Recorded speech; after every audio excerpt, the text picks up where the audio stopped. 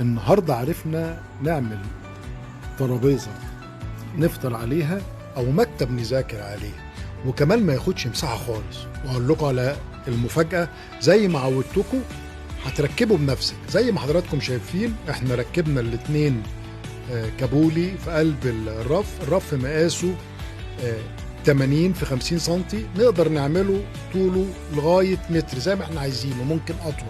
وبعد كده بنخرم 4 خرام في الحيط زي ما حضراتكم شايفين. الموضوع يا جماعه سهل ومش هيستغرق اكتر من 5 دقايق تركيبه بالكامل. ربطنا زي ما حضراتكم شايفين، احنا بنربط ال4 مسامير في قلب الخابور الفشر في الحيطه، وبعد كده ربطناهم.